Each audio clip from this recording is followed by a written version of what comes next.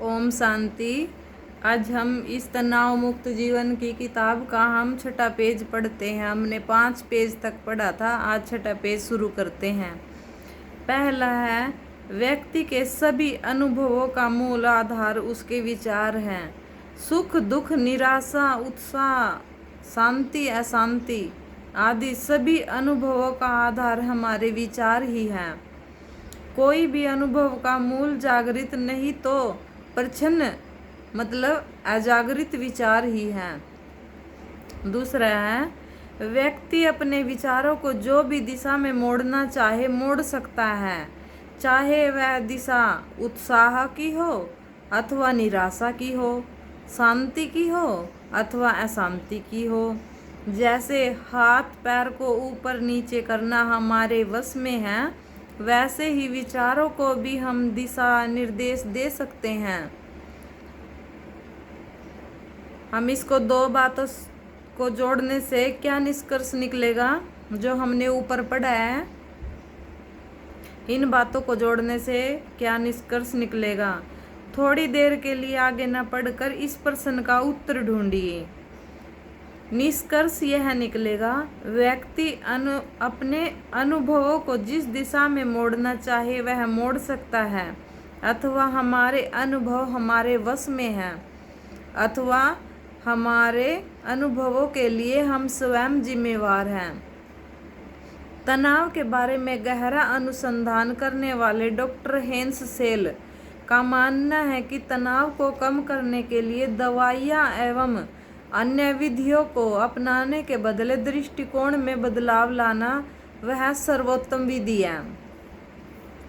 California के मनोचिकित्सक doctor David फिनक भी मानते थे कि जैसे एक मोटर चालक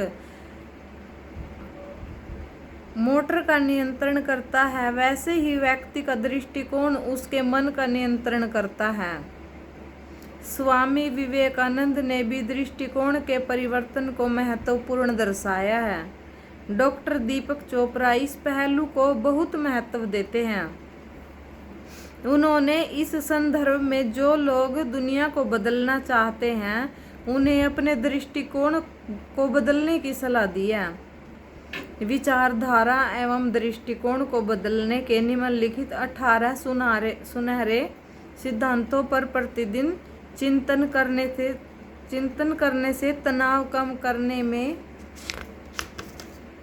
सहायता मिलेगी। इस लघु पुस्तिका में राजयोग के अभ्यास के दौरान आत्मा के निजी गुण शांति, प्रेम, आनंद, पवित्रता एवं शक्ति का अनुभव करने के लिए विशेष चिंतन बिंदु दिए गए हैं।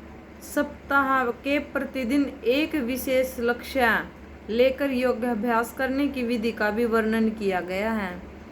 अक्टूबर 1999 डॉक्टर गिरीश पटेल, बेरीवली, मुंबई से ये किताब लिखी गई है। ओम शांति।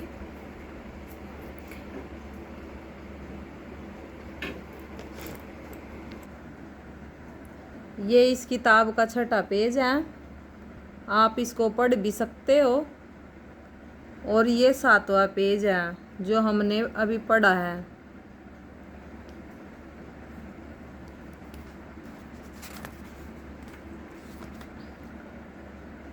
और ये 8वां पेज है। अब हम ये अगला पेज पढ़ेंगे।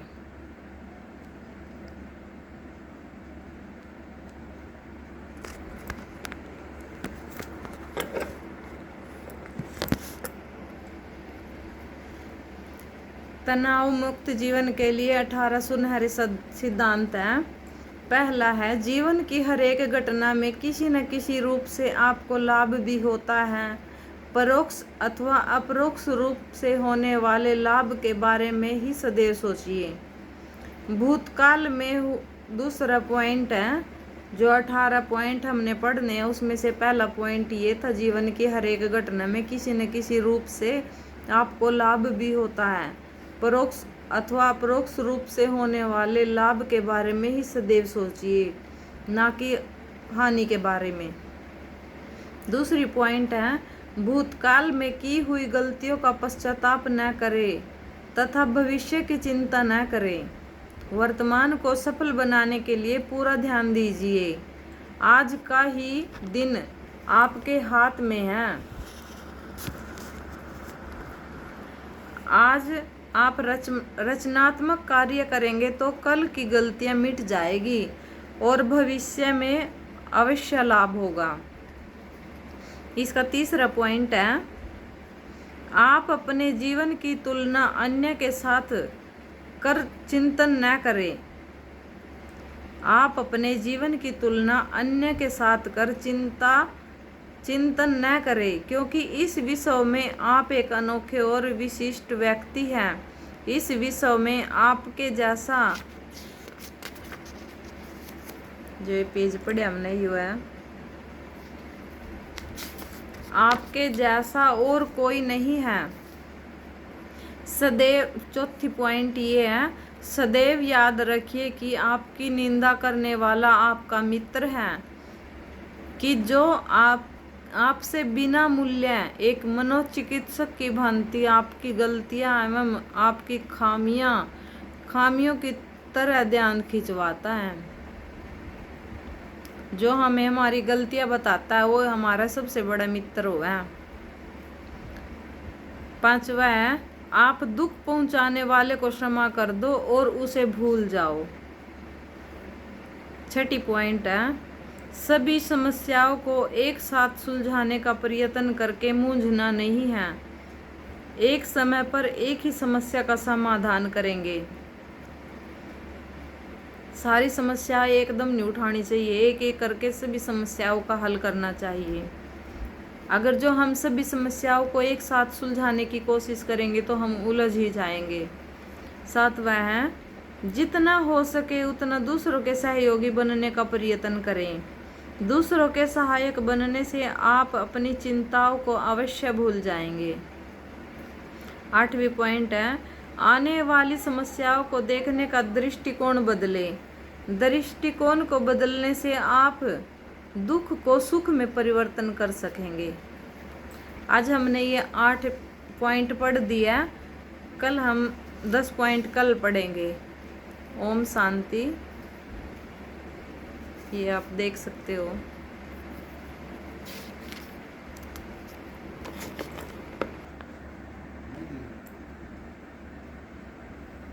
ये इसका पेज है जो 18 हमने पढ़ी है।